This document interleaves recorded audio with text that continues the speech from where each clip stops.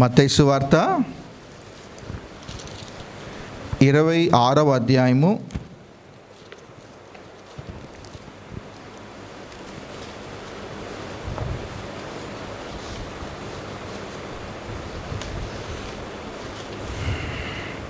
36 నుంచి 39 వరకు నేనే చదువుతాను, గమనించండి. 36 నుండి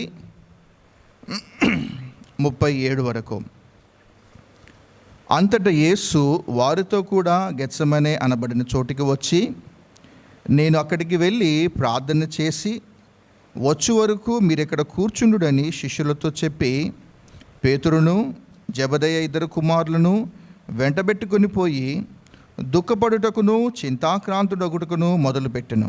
అప్పుడు యేసు, మరణమగునంతగా నా ప్రాణము బహుదుఃఖములో మునిగి ఉన్నది, మీరు ఇక్కడ నిలిచి నాతో కూడా మెలకువగా ఉండుడని వారితో చెప్పి కొంత దూరం వెళ్ళి సాగిలపడి, నా తండ్రి, సాధ్యమైతే ఈ గిన్నె నా యొద్ద నుండి తొలగిపోనిమ్ము, అయినను నా ఇష్ట ప్రకారము కాదు, నీ చిత్త ప్రకారమే కానిమ్మని ప్రార్థించెను.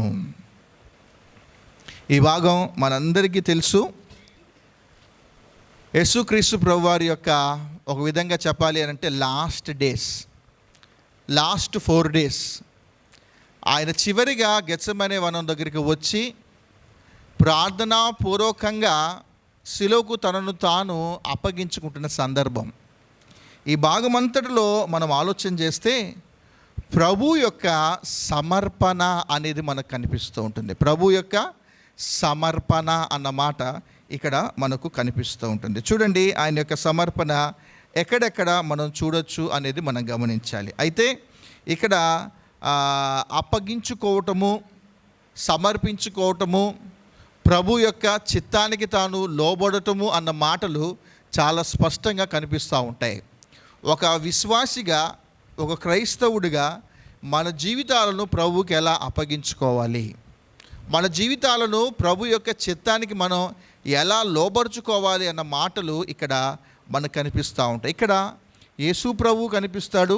యేసు ప్రభుతో పాటు ఉన్న 11 మంది శిష్యులు ఇక్కడ మనకు కనిపిస్తాడు. ఒక శిష్యుడు మాత్రం అక్కడ లేడు. ఎటు వెళ్ళిపోయాడు? ఆయన అప్పగించడానికి ఆయన మళ్ళీ పరిసయ్యుల దగ్గరకు, శాస్త్రుల దగ్గరకు వెళ్ళినట్టుగా మనకు తెలుసు. కనుక ఇప్పుడు ప్రభు దగ్గర 12 మంది శిష్యులు ఉంటే అందులో ఒక వ్యక్తి వెళ్ళిపోయినట్టుగా మనకు కనిపిస్తూ ఉంటుంది. ఒకప్పుడు 70 మంది ఉండేవాళ్ళు. 70 మంది ఎంతమంది అయ్యారు అని అంటే ఆఖరికి 12 మంది అయ్యారు. ఈ 12 మంది శిష్యులలో ఒక వ్యక్తి ఇప్పుడు ప్రభువునే అప్పగించడానికి తాను వెళ్ళిపోయాడు. ప్రభువే తనను తాను అప్పగించుకోవడానికి భూమి మీదకి వస్తే ఈయన అనుకుంటున్నాడు, నేను ప్రభువును అప్పగించుకోవాలి అనుకుంటూ ఉన్నాడు. ఆలోచన చేయండి, ప్రభువు తనకు తానుగా అప్పగించుకున్నాడే కానీ ఎవరు ఆయనను శిలువకు అప్పగించుకోలేదు. ఇది మనం ఖచ్చితంగా గుర్తుపెట్టుకోవాలి. సరే, ఆ 12 మందిలో ఒక వ్యక్తి బయటికి వెళ్ళిపోయారు. మిగిలిన 11 మంది ఉంటే ఆ గెత్సెమనే తోట దగ్గరికి వచ్చినప్పుడు ప్రభు ఏం చేశాడు అనంటే, మీరందరు ఇక్కడ ఉండండి, మేము ముగ్గురం లోనకి వెళ్ళిపోయి ప్రార్థన చేసుకుంటాం అన్నాడు. ఏమన్నారు? మీరందరూ బయట ఉండండి, మేము ముగ్గురం కలిసి వెళ్తాము. ఎవరు ఆ ముగ్గురు? చూద్దామా మళ్ళొకసారి. ఎవరున్నారు? పేతురును జెబెదయి 2 కుమారులు వెంటబెట్టుకొని పోయి అన్న మాట ఇక్కడ మనకు కనిపిస్తూ ఉంటుంది. కనుక పేతురు ఉన్నాడు, జెబెదయి 2 కుమారులు అంటే ఎవరు? యాకోబు, యోహానులు. వీళ్ళు ప్రభువుకు చాలా సమీపంగా ఉన్న శిష్యులు. అందరూ సమీపంగా ఉన్నారు కానీ వీళ్ళు ముగ్గురు కొంచెం చాలా దగ్గరగా ఉన్నారు. ఎక్కడెక్కడ మనం చూస్తాము అని అంటే యేసుక్రీస్తు ప్రభు వారి యొక్క రూపాంతరం దగ్గర పేతురు, యోహాను, యాకోబులు వీళ్ళు ముగ్గురు కనిపిస్తారు. దాని తర్వాత యాయూరు కుమార్తెను స్వస్థపరచడానికి వెళ్ళినప్పుడు మిగిలిన శిష్యులందరూ అక్కడ ఆగిపోతారు. పేతురు, యాకోబు, యోహాన్లు మాత్రమే లోనికి వెళ్ళినట్టుగా మనకు కనిపిస్తూ ఉంటుంది.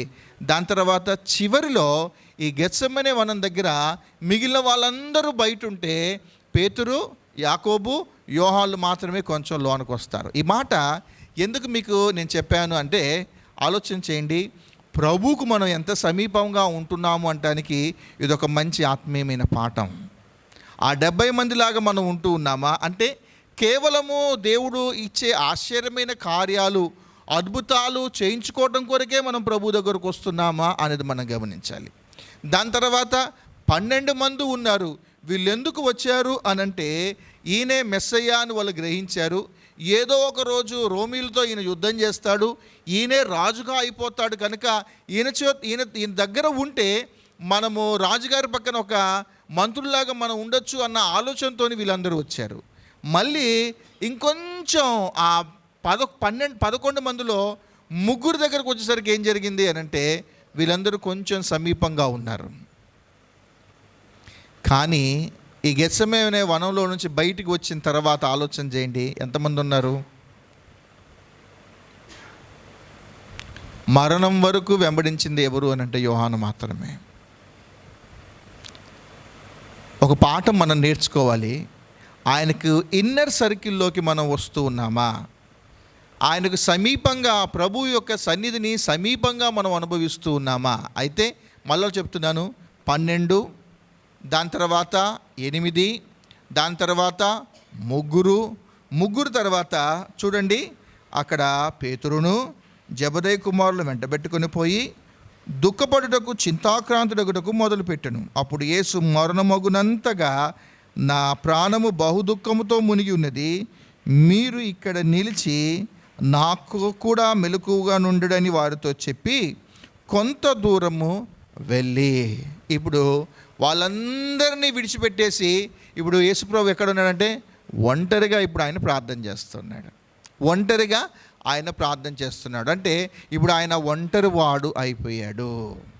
ఒంటరిగా ఎందుకు భూమి మీదకి వచ్చాడో ఇప్పుడు ఆ ప్రభు యొక్క చిత్తాన్ని నెరవేర్చడం కొరకు తాను సమర్పించుకుంటున్నట్టుగా మనకి ఇక్కడ కనిపిస్తూ ఉంటుంది. అయితే ఈ సమర్పణలో కొన్ని భాగాలు ఇక్కడ మనకు చాలా స్పష్టంగా ఉంటాయి. మనము మన జీవితాలను వేటి కొరకు మనం సమర్పించుకోవాలి అన్న మాటలు మనం చెప్తాను.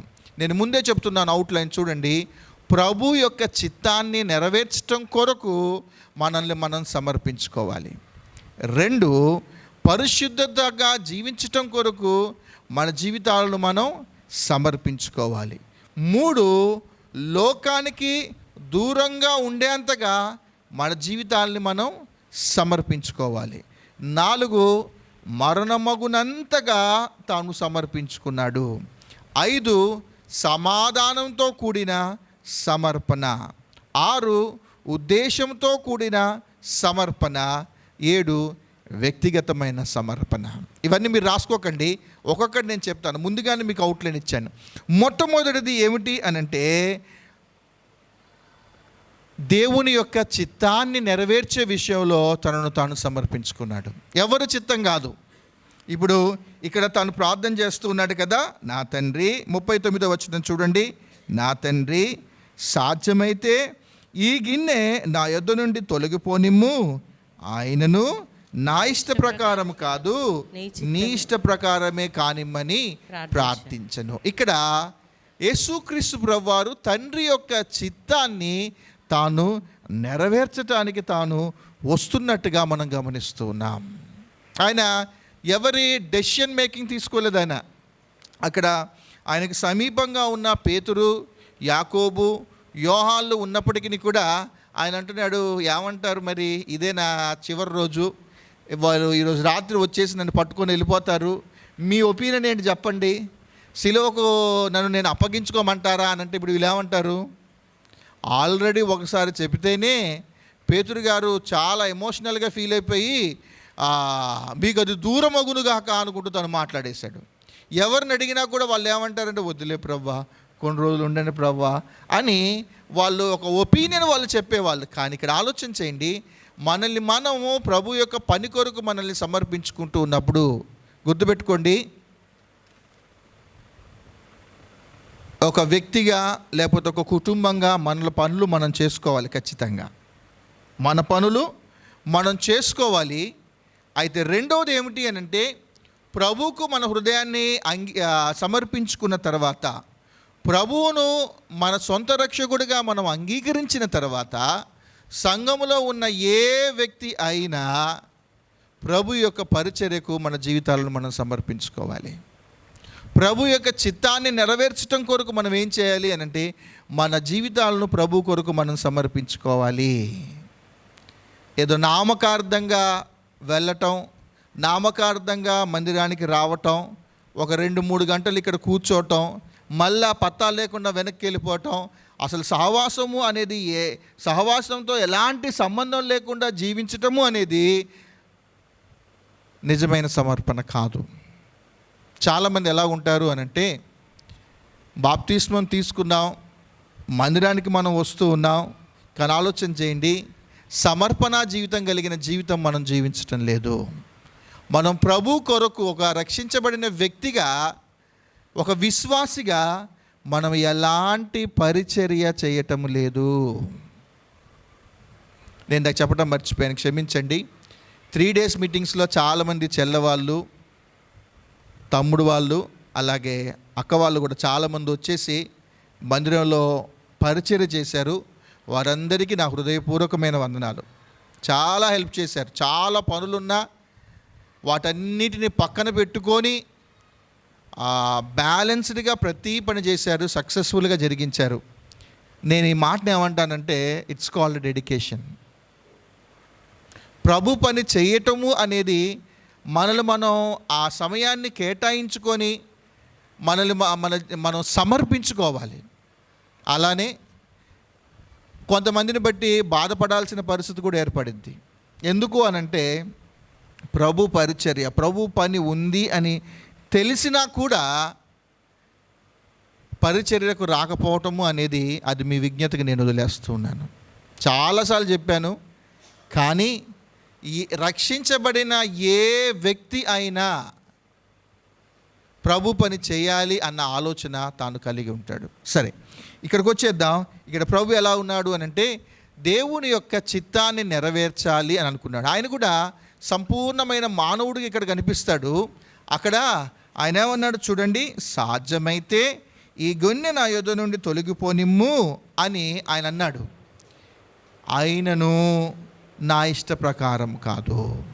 అల్టిమేట్గా తాను తీసుకున్న నిర్ణయం ఏంటంటే, నీ చిత్త ప్రకారమే నేను పని చేయాలి అనుకొని తనను తాను సమర్పించుకున్నాడు. సో మొట్టమొదటిది సమర్పణలో ఏముండాలి అని అంటే, దేవుని చిత్తము, దేవునికి ఏది ఇష్టమో దాని కొరకు మనం లోబడాలి. చదువైనా, వివాహాలు అయినా, మరి ఏదైనా ఆలోచన చేయండి, దేవా ఇది నీ చిత్తమా కాదా అన్న ఆలోచన మనం చేసుకోవాలి.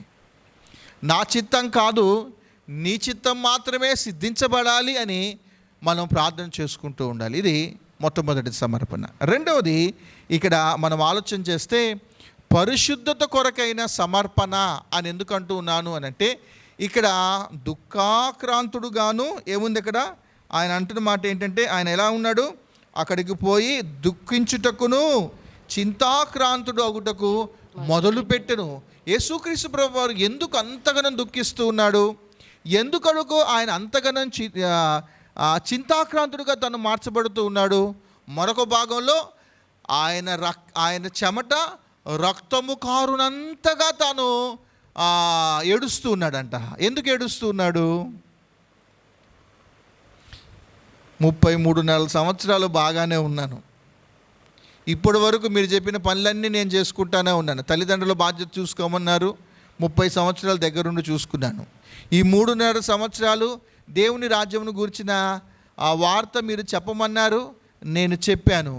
కానీ ఇప్పుడు చివరికి వచ్చేసరికి నాకు ఈ దుఃఖం ఏంటి, నాకు ఈ చింత ఏమిటి అనంటే, ఆయనకి ఇప్పుడు తాను సిలువకు తాను అప్పగించుకోబోతూ ఉన్నాడు. ముందు ఒక అవమానము అనేది ఉండబోతూ ఉంటుంది. ముందు దెబ్బలు ఆయన దెబ్బలు తినబోతూ ఉన్నాడు. ఆయన ఈడ్చుకొని వెళ్ళబోతూ ఉన్నారు. ఆయన వస్త్రపు చెంగులను చింపేసే పరిస్థితుల్లోకి తాను వెళ్ళిపోతూ ఉన్నారు. మనందరికీ తెలుసు కదా, గడ్డాన్ని పెరికి వేసేసారు, ఆయన ముఖాన్న ఉమ్ము పూసేశారు, ఆయన కాళ్ళకు చేతులకు మేకుళ్ళు కొట్టాలి. శిలువ మరణం గురించి తెలిసిన ఏ వ్యక్తి అయినా దుఃఖించకుండా చింతించకుండా ఉండలేడు. అయితే ఇక్కడ యేసుక్రీస్తు ప్రభువారు తాను దుఃఖించడానికి గల కారణము తాను పడబోయే శ్రమ గురించి కాదు. మనకు తెలుసు కదా ఎందుకు తాను ఏడుస్తూ ఉన్నాడు. మీరే చెప్పండి జవాబు. ఎందుకు తాను ఏడుస్తూ ఉన్నాడు?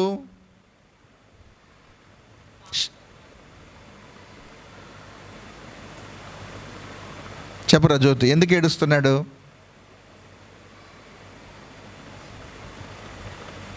మీరు చెప్తేనే నేను ముందుకు వెళ్తా. బేసిక్ క్వశ్చన్ కదా నేను అడిగింది. గెత్సెమనే వనంలో యేసుక్రీస్తు ప్రభువారు ఎందుకు దుఃఖించాడు, ఎందుకు చింతాక్రాంతుడయ్యాడు, చెమట రక్తముగా కారునంతగా ఎందుకు ఆయన అంతగా నలిగిపోవాల్సిన పరిస్థితి ఏర్పడింది? భయపడ్డా? మరణానికి తాను భయపడ్డా? ఆయన పుట్టిందే మరణించటానికి. మరి ఎందుకు ఏడుస్తూ ఉన్నాడు? వరాలక్క,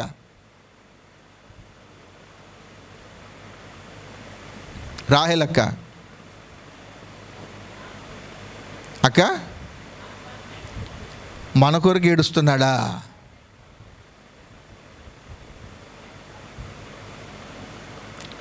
నేను ఎవరో ఒకళ్ళు చెప్తారనుకున్నా కానీ ఎవ్వరూ చెప్పట్లేదు. స్వప్నమనక్క చెప్పేసింది ఆ గిన్నెలోనిది త్రాగటం. నిజంగా అక్కడ ఏమైనా గిన్నె ఉందా? మినరల్ వాటర్ ఎవరైనా పోచారా?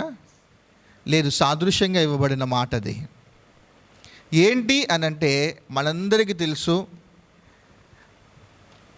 నిజంగా ఒకవేళ తెలియకపోతే మీకోసం మళ్ళీ చెప్తున్నాను, ఇంకా భవిష్యత్తులో ఎప్పుడు మర్చిపోవద్దు.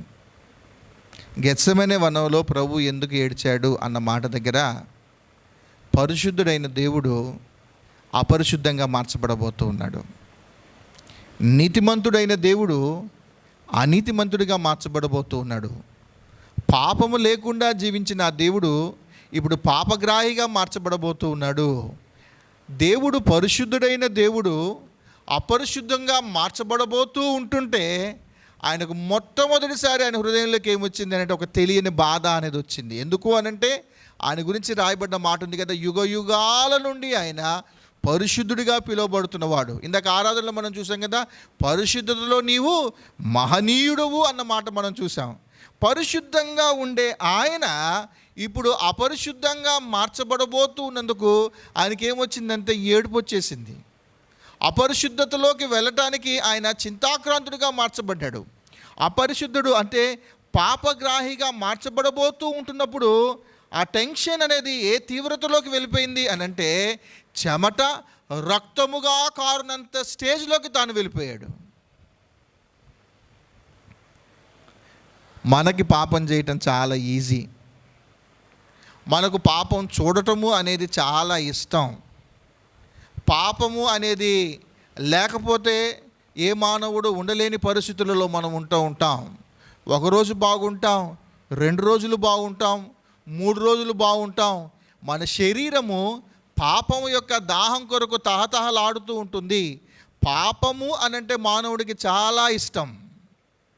దాని గురించిన భయము అనేది లేదు, దాని గురించిన దుఃఖము అనేది లేదు, ఏమాత్రము లేదు. కానీ ఈ యేసుక్రీస్తు ప్రభు దగ్గరకు వచ్చేసరికి ఆయన సమర్పణ గురించి మనం ఆలోచన చేసేటప్పుడు నీవు నీతిమంతుడివే, నీవు పరిశుద్ధుడివే, అయినప్పటికీ కూడా మానవులందరూ మళ్ళీ నీతిమంతులుగా తీర్చబడాలి అనంటే నువ్వు ఇంక నీతిమంతుడిగా ఉండే పరిస్థితి అనేది లేదు.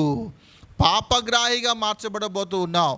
దేవుని యొక్క ఉగ్రత పాత్రను తాను ఎప్పుడైతే స్వీకరిస్తూ ఉన్నాడో ఇప్పుడు ఆయన మీదకి శిక్ష అనేది రావాలి అనంటే ఆయనలో ఒక ఫాల్ట్ అనేది కనపడాలి, ఆయనలో ఒక తప్పిదము అనేది మోపబడాలి. ఏంటి ఇప్పుడు ఆయన మీదకి వస్తున్న తప్పిదము అనంటే పాపగ్రాహిగా తాను మార్చబడటం. యేసుక్రీస్తు ప్రభు వారికి నేను పాపిని అన్న మాట తాను జీర్ణించుకోలేకపోయాడు. యేసుక్రీస్తు ప్రభువారు నేను అనీతిమంతుణ్ణి అని ఆ మాటను తాను జీర్ణించుకోలేకపోతున్నాడు. యేసుక్రీస్తు ప్రభువారు నేను అపరిశుద్ధుడను, ఇక అపవిత్రంగా ఉండబోతున్నాను అన్న మాట తాను జీర్ణించుకోలేకపోతున్నాడు. కనుక ఆలోచన చేయండి, సమర్పణ దగ్గర ఏముండాలి అని అంటే పరిశుద్ధతను మెయింటైన్ చేయటము అన్న ఆలోచన అనేది మనకు ఉండాలి. ఆయన అనుకున్నాడు ఒకటే, అన్నీ చేస్తా, ఇదొక్కటి లేకుండా ఏమైనా తీసేయచ్చు కదా, పరిశుద్ధంగానే నేను చనిపోతాను కదా. పరిశుద్ధంగానే ఎలా చనిపోతాడు? ఆయన మీద నేరము అనేది ఒకటి మోపాలి కదా. కనుక ఆలోచన చేయండి, ఇక్కడ మనం గమనిస్తున్నప్పుడు ఆయన తనను తాను సమర్పించుకుంటూ ఉన్నప్పుడు ఒకటే అన్నాడు, సరే సంపూర్ణమైన మానవుడు అనటానికి ఈ ప్యాసేజ్ అనేది మనకు గుర్తు. భయపడ్డాడు, ఒక మానవుడిగా తను భయపడ్డాడు. అంటే మరణానికి కాదు, మళ్ళీ చెప్తున్నాను, నేను పాపిగా మార్చబడబోతూ ఉన్నాను అని భయపడ్డాడు. ఒక ప్రశ్న మామూలుగా మనం వేసుకుందాం. మన అనుదిన జీవితాలను మనం గమనిస్తూ ఉన్నాం. ఏది తాకకూడదో, ఏది చూడకూడదో, ఏది దాని దగ్గరికి వెళ్ళకూడదో అన్న దగ్గర మన మనస్సాక్షి మనల్ని గద్దించిందా?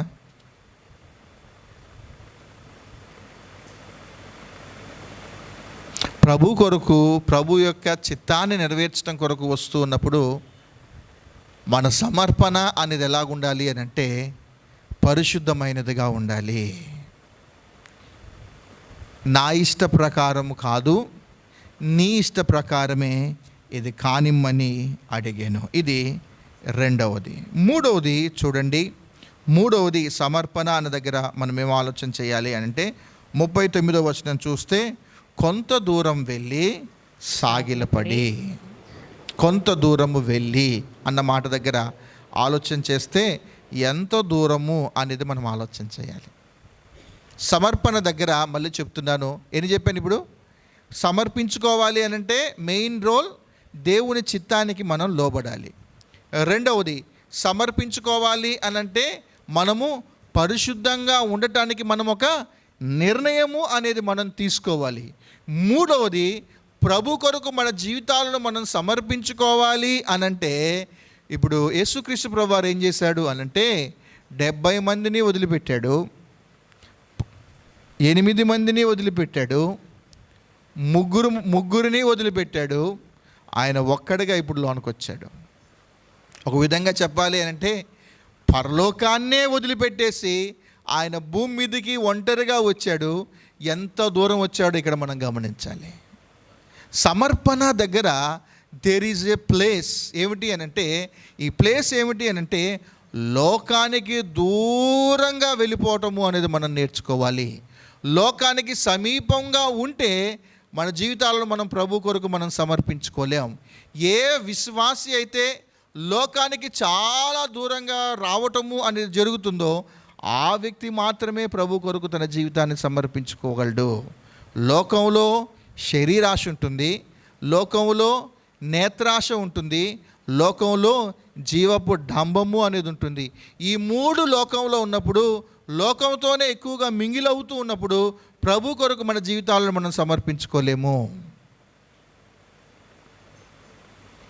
లోకస్తులతో సహవాసం చేయటం ద్వారా, అంటే వాక్యముతో సహవాసం అనేది లేకుండా లోకంలో ఉన్న సంగతుల విషయంలోనే ఉంటున్న వ్యక్తులతో మనం సహవాసం చేస్తూ ఉంటున్నప్పుడు ప్రభు కొరకు మన జీవితాలను మనం సమర్పించుకోలేము. దేవుడు అన్నాడు అబ్రహాముతోని, నీవు ప్రేమించుచున్న ఒక్కగానొక్క కుమారుణ్ణి నాకు బలిగా అర్పిస్తావా అనంటే అలాగే అనుకున్నాడు. ఇంటికి వచ్చాడు, 2 దాసులను తీసుకున్నాడు, ఒక గాడిదని తీసుకున్నాడు. గాడిద గంతలు గట్టి తీసుకొని వచ్చిన తర్వాత ఆ కొండ మీదకి తాను వెళ్తున్నప్పుడు, మీరు ఇక్కడనే ఉండండి, మేము వెళ్ళి ప్రభువుకు మ్రొక్కి వచ్చేదము అన్న మాట దగ్గర ఆ ప్లేస్ అనేది మనం గమనించండి. అబ్రహాము తన కుమారుణ్ణి ప్రభు కొరకు అప్పగించే విషయం దగ్గరికి వచ్చినప్పుడు ఏం జరిగింది అని అంటే, లోకం యొక్క ఒపీనియన్ తాను ఏం తీసుకోలేదు. ఆయన ఇంటికి వెళ్ళిపోయి, అమ్మా షారా, దేవుడు ఈరోజు నాతో మాట్లాడాడమ్మా, మన ప్రేమించే కుమారుని బలిగా అర్పించాలంటున్నాడు, ఏమంటావు అని అంటే ఏమంటుంది ఇప్పుడు? సరే, ఆమెకు చెప్పలేదు. 2 దాసులు తీసుకొని వచ్చాడు కదా, ఆ 2 దాసులతోని ఏంటయ్య గారు ఎందుకు వస్తున్నాము అని అంటే, ఏమి లేదయ్యా, నా కుమారుణ్ణి బలిగా అర్పిద్దాం అనుకుంటున్నాను, ప్రభు అడిగారు, మీరేమంటారు అని అంటే ఏం చెప్తారు వాళ్ళు? మీకు పిచ్చా అంటారు. మన సమర్పణ అనేది కొన్నిసార్లు ఎలాగుంటుంది అని అంటే లోకం దృష్టిలో వెరితనంలాగా కనిపిస్తూ ఉంటుంది. అయితే వాళ్ళిద్దరిని అక్కడికి వదిలిపెట్టేసి చాలా దూరానికి ముందుకు నడుచుకుంటూ వీళ్ళు వచ్చేసారు.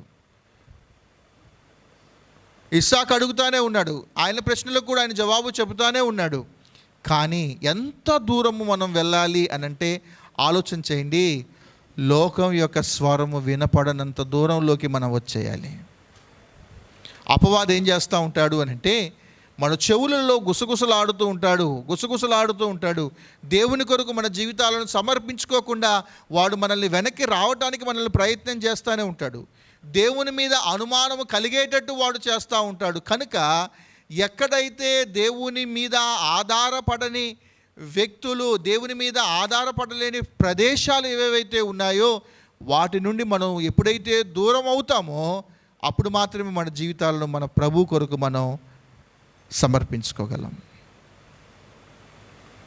లోకంలో ఉన్నంత కాలము ఆలోచన చేయండి, మనం ప్రభు కొరకు మంచి పని చేయలేం. ప్రభు పని కొరకు మన సమయాన్ని మనం కేటాయించుకోలేము. ఇది మనం నేర్చుకోవాల్సిన ఒక మూడవ అంశం. ఒకటి, దేవుని చిత్తాన్ని నెరవేర్చడం కొరకు అప్పగించుకోవాలి. 2, పరిశుద్ధంగా మన జీవితాలను అప్పగించుకోవాలి. 3, ఏమిటి అనంటే లోకానికి దూరంగా వెళ్ళిపోయి మన జీవితాలను ప్రభుకు మనం అప్పగించుకోవాలి.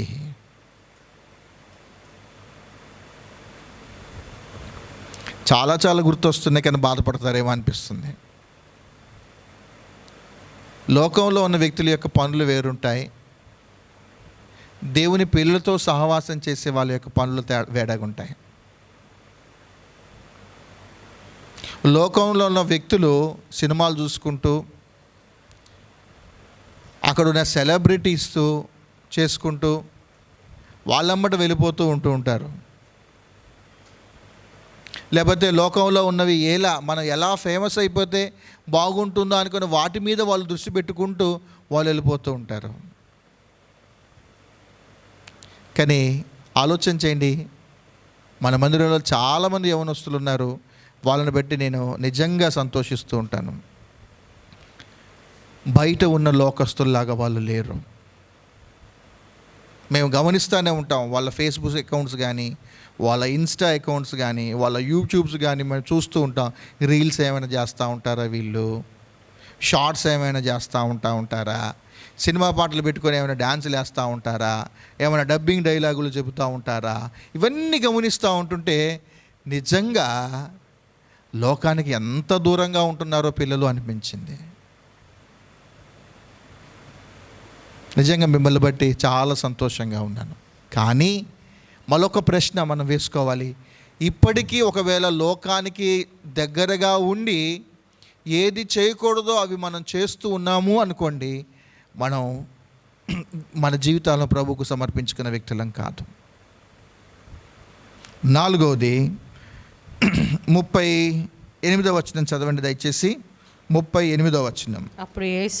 అప్పుడు యేసు మరణమగునంతగా నా ప్రాణము బహుదుఃఖములో మునిగి ఉన్నది. మరణమగునంతగా నా ప్రాణము అన్న మాట దగ్గర అలోన్, సమర్పించుకోవటము అనేది ఏమిటి అని అంటే వ్యక్తిగతమైనది. ఎవరో చెబితే మనల్ని సమర్పించుకోవటం కాదు. నేను చెప్తాను మీకు, నవీన్ రీల్స్ వద్దులే బాబు అంటాను, నవీన్ షార్ట్స్ వద్దులే నవీన్ అని అంటాను. వదిలే అమ్మ, ఇవన్నీ వదిలే, వీటి నుంచి దూరంగా రండి అని నేను మీకు చెప్తాను. నేను చెబితే కాదు, ఇదేంటి మన వ్యక్తిగతమైన సమర్పణ అనేది మనం ఉండాలి. మనం ఒక విశ్వాసిగా మనం పిలువబడుతూ ఉంటున్నప్పుడు ప్రభు కొరకు మన జీవితాలను మనం సమర్పించుకోవాలి అని అంటే, నేను దేవుని చిత్తం చేస్తూ ఉన్నానా, నా ఇష్ట ప్రకారం నేను చేస్తూ ఉన్నానా. 2, నేను పరిశుద్ధంగా ఉండటానికి నేను ప్రయత్నం చేస్తూ ఉన్నానా, లేకపోతే లోకంలో ఉన్న అపరిశుద్ధత చేసుకుంటూ నేను నా జీవితాన్ని నేను ప్రయత్నం చేస్తూ ఉన్నానా. ఇప్పుడు 3 ఇక్కడికి వచ్చేసరికి ఏముంది అని అంటే, లోకానికి నేను సమీపంగా ఉంటున్నానా, లోకంలో నుండి దూరంగా నేను బయటికి వచ్చేసి మంచి జీవితాన్ని నేను జీవిస్తూ ఉన్నానా. 4వది ఇక్కడికి వచ్చేసరికి ఇక్కడ ఏముంది అని అంటే, నా ప్రాణము అన్న దగ్గర ఎవరో చెబితే నేను నా జీవితాన్ని నేను సమర్పించుకున్నానా, లేకపోతే వ్యక్తిగతంగా నాకుగా నేను ఈ నిర్ణయం తీసుకుంటూ ఉన్నానా.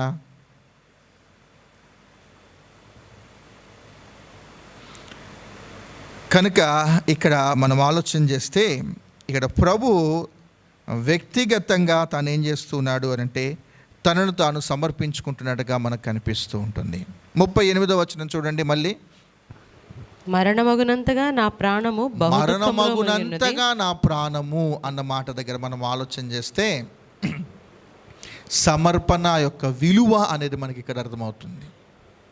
మీకు ఈజీగా అర్థమవటం కొరకు నేను చెప్తాను చూడండి. దేవుని చిత్తాన్ని నెరవేర్చే విషయంలో సమర్పణ అనేది ఉండాలి.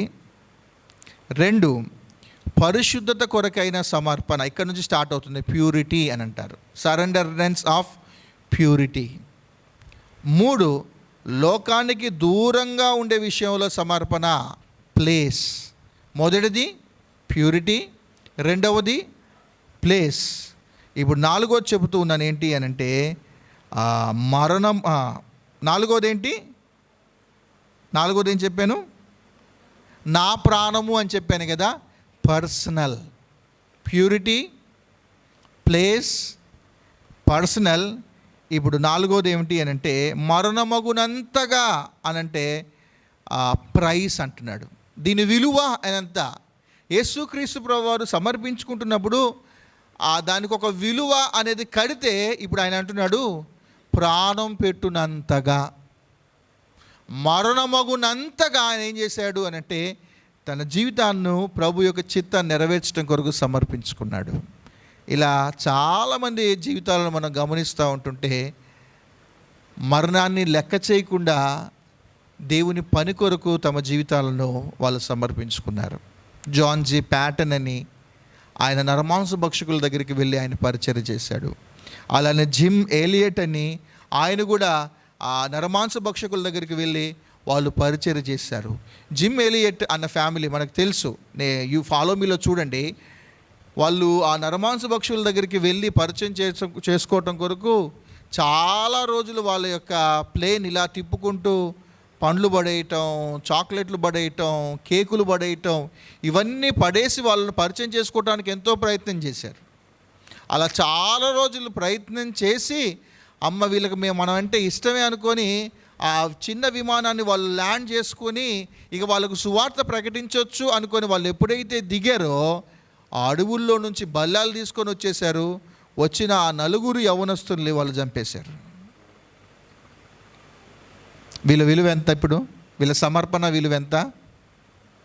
మరణమగునంతగా అన్న మాట దగ్గర వాళ్ళ యొక్క సమర్పణ అనేది ఉంది.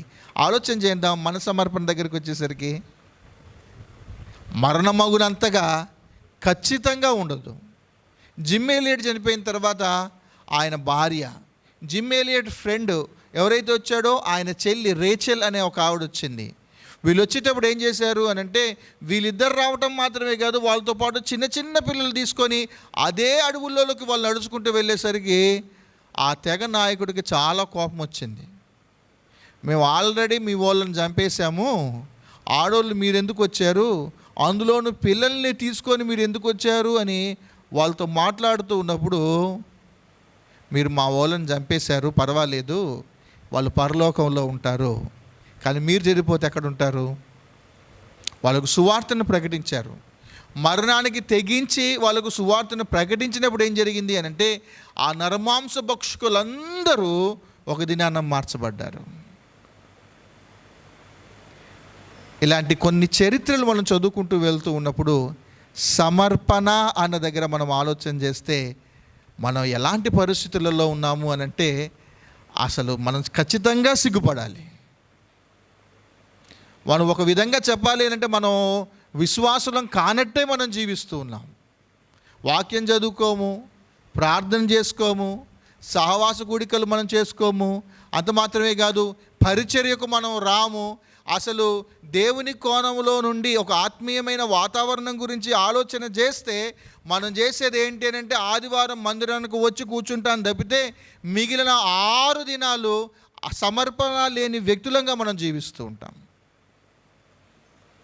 లిటరల్గా మన జీవితాలను మనం ఆలోచన చేస్తే మనం నిజమైన విశ్వాసులం కానే కాదు. మన మాట మంచిది కాదు, మన చూపు అనేది మంచిది కాదు, మన జీవన శైలి అనేది మంచిది కాదు, అసలు ఆత్మీయత అనేది మన జీవితాలలో ఏమాత్రం కనపడదు. మీ గురించి మీకు తెలుసు, మీరు నివసిస్తున్న మీ కాలనీలో మీ గురించి మీకు తెలుసు. కనుక ఆలోచన చేద్దాం. సమర్పణ దగ్గరకు వచ్చేసరికి ఈయనంటున్నాడు, మరణమగునంతగా తాను సమర్పించుకున్నాడు. మరొకటి 46వ వచనం చూడండి. 46వ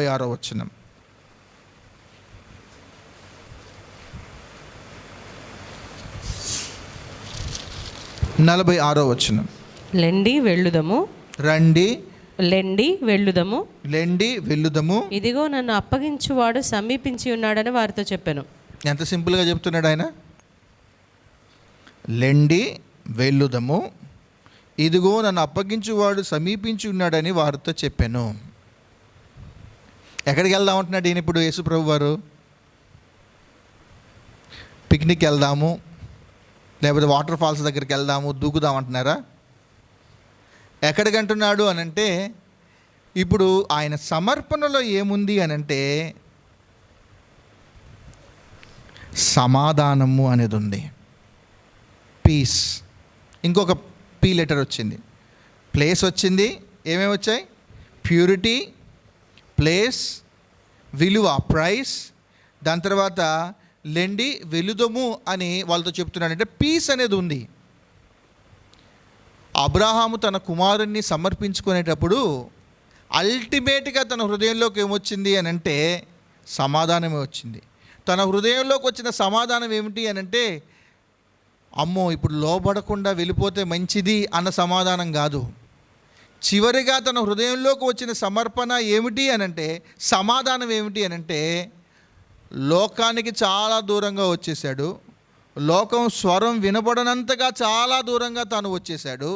వచ్చిన ఆయన హృదయంలో ఉన్న ఏమంటారు అది సమాధానం ఏమిటి అని అంటే, దేవుడు అడిగాడు, నా కుమారుణ్ణి ఆయనకి ఇచ్చేసేయాలి. ఇక్కడ 1000 మంది ఉన్నా కూడా అలాంటి సమాధానం ఎవరికి రాదు.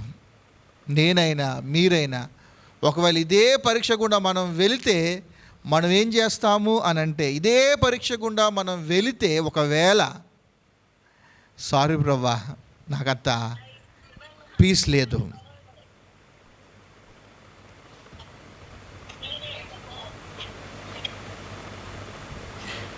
నన్ను మ్యూట్ చేయి, నన్ను ఎవరు అరుస్తున్నారు?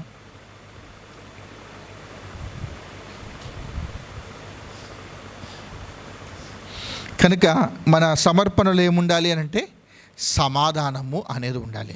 చిన్న మాట చెప్తాను, ఏమిటి అని అంటే, అవును ప్రభు కొరకు మన జీవితాలను సమర్పించుకున్న తర్వాత చిన్న ప్రశ్న, ప్రభువును మనం కలిగి ఉండటం ద్వారా మన హృదయంలో సంతృప్తి ఉందా?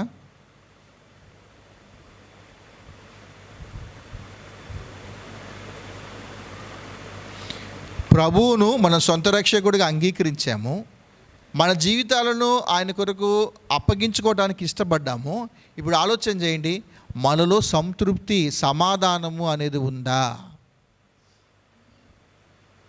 Praise the Lord. చాలామందికి సమాధానం అనేది ఉండదు. ప్రభు కొరకు మన జీవితాలను సమర్పించుకున్న తర్వాత కొన్ని రిస్ట్రిక్షన్స్ ఉంటాయి. ఇందాక అనుకున్నాం కదా, మన చిత్తం కాదు, దేవుని చిత్తం మాత్రమే చేయాలి. దాని విషయంలో చాలా ఇబ్బంది పడుతూ ఉంటారు. 2, ప్రభు కొరకు మన జీవితాలను సమర్పించుకున్న తర్వాత ఏది అపవిత్రమో, ఏది అపరిశుద్ధతో దానికి వెళ్ళకూడదు అన్న లేఖనాలు వస్తూ ఉన్నప్పుడు మనం చాలా ఇబ్బంది పడుతూ ఉంటాం. అక్కడ కూడా సమాధానము అనేది ఉండదు. 3, ప్రభు కొరకు మన జీవితాలను సమర్పించుకున్న తర్వాత మళ్ళీ లోకం వైపు చూడొద్దు, లోక ఆచారాల వైపు వెళ్ళొద్దు, లోకం యొక్క స్వరము నీకు వినపడొద్దు అన్న మాట మనకి ఎప్పుడైతే తెలిసిందో కష్టం. దీన్ని బ్యాలెన్స్ చేయటం చాలా కష్టం. లోకం లోకమే, దేవుడు దేవుడే అన్న మాట దగ్గర మనకు సమాధానము అనేది ఉండదు. 4వది, వ్యక్తిగతంగా నీ జీవితాలను ప్రభు కొరకు సమర్పించుకోవాలి అన్న దగ్గర చాలామంది ఏమంటారు అని అంటే, నేను రెడీగానే ఉన్నాను కానీ మా ఇంట్లో వాళ్ళు కూడా వస్తే బాగుండు, అందరం కలిసి వస్తామండి అని అంటారు. సరెండర్నెస్, సమర్పణ అనేది ఏమిటి అని అంటే వ్యక్తిగతమైనది, వేరే వ్యక్తులతో లింకప్ అనేది లేదు. ఈయన బైబిల్ చదివితే నేను బైబిల్ చదువుతాను, ఈయన ప్రార్థన చేస్తే నేను ప్రార్థన చేస్తాను, ఈమె పని చేస్తే నేను పని చేస్తాను, ఆమె ఇస్తే నేను ఇస్తాను. సమర్పణ దగ్గర సెకండ్ పర్సన్తో లింకప్ అనేది ఏమేమి ఉండదు. ఆమె పరలోకానికి వెళ్తేనే నేను పరలోకానికి వస్తా అంటారా? ఆమె నరకానికి పోతుంది కాబట్టి నేను కూడా నరకానికి పోతామంటారా? లేదు. సమర్పణ అనేది వ్యక్తిగతమైనది. చివరిది సమర్పణలో విలువతో కూడినది. సమర్పణ అనేది సమాధానంతో కూడింది. చివరిది ఏమిటి అంటే ఈ సమర్పణ దగ్గరకు వచ్చేసరికి ఒక ఉద్దేశము అనేది ఉండాలి. పర్పస్. ఏంటిది? పర్పస్. ఇప్పుడు ప్రభు యొక్క సమర్పణలో ఉన్న పర్పస్ ఏంటి? ఉద్దేశం ఏంటి? లెండి వెళుదాము, నన్ను అప్పగించబోయేవాడు వస్తూ ఉన్నాడు అని చెప్పాడు. ఇప్పుడు ఆయన ఉద్దేశం ఏంటి? పర్పస్ ఏంటి? భద్రం, సమస్త మానవాళిని రక్షించటం ఆయన ఉద్దేశం. సమస్త మానవాళిని నిత్య నరకాగ్నుల నుంచి తప్పించి పరలోకానికి తీసుకొని వెళ్ళటము అనేది దేవుని యొక్క, యేసుక్రీస్తు ప్రభువారి యొక్క ఉద్దేశం. ఇప్పుడు మనం కూడా రక్షించబడ్డాం, మనం కూడా మన జీవితాలను ప్రభు కొరకు సమర్పించుకున్నాం. ఇప్పుడు ఒక ప్రశ్న వేసుకోవాలి, మన ఉద్దేశం ఏంటి?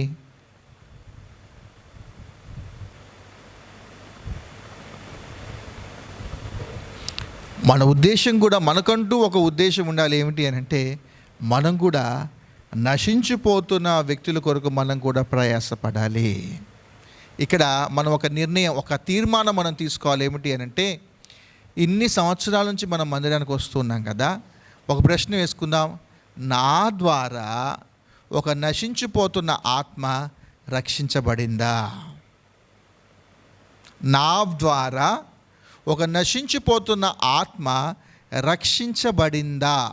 ఒకసారి ఆలోచన చేయండి, ఎంతమంది గుర్తొస్తారు? నేను ఒక వ్యక్తికి ఎప్పుడైనా సువార్త చేశానా? నేను నా ద్వారా ఒక వ్యక్తి ఎప్పుడైనా ప్రభు దగ్గరికి వచ్చాడా? నేను నా ద్వారా ఒక వ్యక్తిని మందిరానికి నేను తీసుకొని వచ్చానా?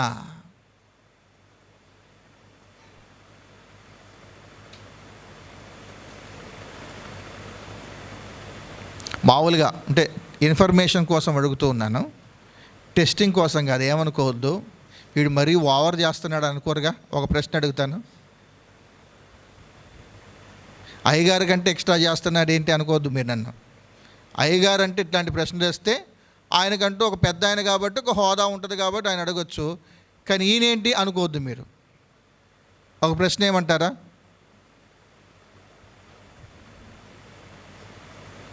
వద్దంటే అడగను. మీ ద్వారా ఒక నూతన ఆత్మ ఎప్పుడైనా మందిరానికి వచ్చిందా?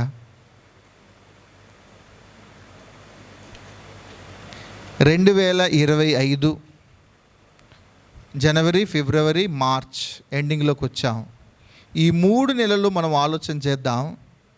నేను పలానా వ్యక్తిని మందిరానికి తీసుకొని వచ్చాను అన్న వాళ్ళు ఒకసారి చేతులు పైకెత్తండి.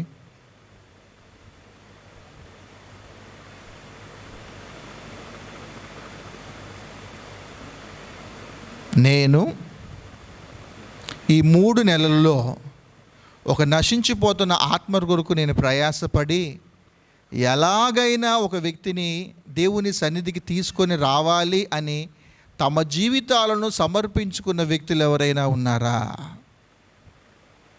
ప్రభు అంటాడు, నా ప్రాణము పెట్టునంతగా. ప్రభు అంటాడు, మరణమగునంతగా. ప్రభు అంటున్నాడు, నా ప్రాణము అంటే వ్యక్తిగతంగా తను పనిచేసుకుంటూ వచ్చాడు ఆయన. ఇప్పుడు వ్యక్తిగతంగా మనం ఆలోచన చేస్తూ ఉన్నప్పుడు మనం ఎందుకు మన స్నేహితుడిని మందిరానికి తీసుకొని రాలేకపోతూ ఉన్నాం? ఎందుకు మన బంధువులను మనం మందిరానికి తీసుకొని రాలేకపోతూ ఉన్నాం? ఎందుకు ఒక వ్యక్తిని దేవుణ్ణి పరిచయం చేయలేని పరిస్థితులలో మనం ఉన్నాము? ఇప్పుడు ఆలోచన చేయండి. మన జీవితాలను ప్రభు యొక్క పని కొరకు మనం సమర్పించుకున్నామా? శుక్రవారం వస్తాం, ప్రార్థన చేసుకుంటాం, బాగుంది. స్త్రీల గుడికి ఎండ ఉన్నా కూడా చెంగు మనం ఉరుక్కుంటూ వెళ్తారు, చాలా బాగుంది. ఆదివారం చక్కగా టయానికి వచ్చేసి మనం ఇక్కడ ఉంటూ ఉంటాం. ఇప్పుడు ఆలోచన చేయండి, మన సమర్పణ అనేది ఎలాగుంది?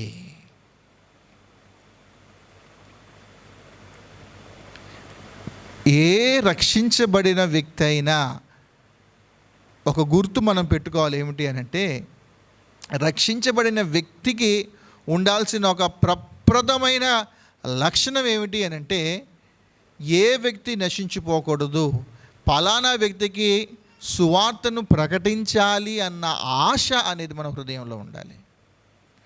అది యవనస్తులైనా పెద్దలైనా,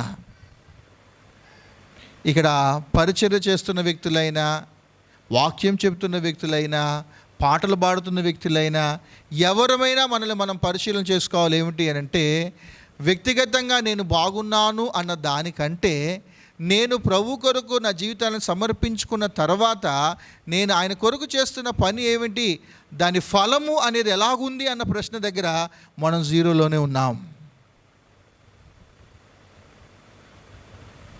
అందరి మొఖాలు నాకు కనిపిస్తూ ఉన్నాయి. ఎవరి ద్వారా ఒక నూతన వ్యక్తి పరిచయం చేయబడలేదు.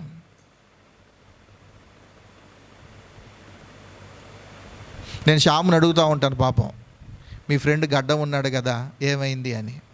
చెప్తున్నాను అన్న అంటాడు. వారానికి ఒక్కసారైనా అడుగుతాను, మొన్న 3 రోజులు మీటింగ్ ఉంది కదా, గడ్డాన్ని తీసుకురా తమ్ముడు అంటాను. వింటాం, భారం, అబ్బా నిజమే వాడిని తీసుకురావాలనిపిస్తుంది. ఇంటికి వెళ్ళిపోతాం, మర్చిపోతాం. మనకు కూడా ఇలాంటి వాక్యాలు వింటూ ఉన్నప్పుడు మనకు బ్లింక్ అవుతారు. ఎట్టయినా ఆమెను తీసుకురావాలి, ఆయన తీసుకురావాలి అనుకుంటాం. మళ్ళీ ఇంటికి వెళ్ళిన తర్వాత మళ్ళీ ఏమైపోతుందో తెలియదు. కనుక 3 నెలలు అయిపోయింది అంటే క్వార్టర్లీ అయిపోయింది. క్వార్టర్లీ ఎగ్జామ్ రాస్తే మనమందరము ఫెయిల్ అయిపోయాం. We are all failed students. Next క్వార్టర్లో మనం ఆలోచన చేద్దాం, అంటే హాఫ్ ఇయర్లీకి మనం ఆలోచన చేద్దాం. నా ద్వారా కానీ మీ ద్వారా కానీ ఒక నూతన వ్యక్తి మందిరానికి వస్తాడా? మందిరము అంటే ఇన్ ద సెన్స్ మందిరం ఏదో నామకార్థంగా మనం వచ్చినట్టు కాదు. నిజంగా ఒక వ్యక్తి ప్రభువును సొంత రక్షకుడుగా అంగీకరించే విధంగా మన జీవితాల్లో మనం సమర్పించుకోవాలి. కనుక 7 మాటలు దయచేసి జ్ఞాపకం చేసుకోండి. మళ్ళీ గుర్తు చేస్తున్నాను, ఈ భాగంలో ప్రభువుకు సమీపంగా ఉన్న వ్యక్తులంగా మనం ఉన్నామా అనేది ఒక ప్రశ్న. 12 మంది 8 మంది అయ్యారు. 8లో నుంచి 3 వచ్చారు. 3లో నుంచి ఆయన ఒక్కడే మిగిలాడు. ఆయన ఒక్కడే తన జీవితాన్ని దేవుని యొక్క చిత్తాన్ని నెరవేర్చడానికి ఇష్టపడ్డాడు. రెండవది ప్యూరిటీ, పరిశుద్ధత కొరకైన సమర్పణ. మూడవది ప్లేస్, లోకంలో నుండి దూరంగా ఉండే విషయంలో తనను తాను సమర్పించుకున్నాడు. నాలుగవది వ్యక్తిగతమైన సమర్పణ. ఐదవది ప్రైస్, మరణమగునంతగా తనను తాను సమర్పించుకున్నాడు. ఆరవది పీస్, సమాధానంతో కూడిన సమర్పణ. 7 ఉద్దేశంతో కూడిన సమర్పణ, పర్పస్. ఎవరైనా ఏమైనా మిస్ అయ్యారా? ఏమైనా కన్ఫ్యూజ్ చేశానా? మనల్ని మనం పరిశీలన చేసుకుందాం. నా హృదయంతో నేను మనస్ఫూర్తిగా చెప్తున్న మాట ఏమిటి అని అంటే, లోకములో ఉన్నవి ఏవైతే ఉన్నాయో, లోకంలో ద్వారా మనం ఫేమ్ అవ్వాలి అనుకున్న ఆలోచనలు ఏవేవైతే ఉన్నాయో, లోకం ఎల్లప్పుడూ చెడ్డదే. దానిలో నుండి దూరంగా ఉండటానికి మనం ప్రయత్నం చేయాలి. లోకము అపరిశుద్ధమైనది, అపవిత్రమైనది, దాని జోలికి మనం వెళ్ళకూడదు. పేరెంట్స్కి నేను రిక్వెస్ట్ చేస్తున్నాను, మీ పిల్లల విషయంలో చాలా జాగ్రత్తగా ఉండండి.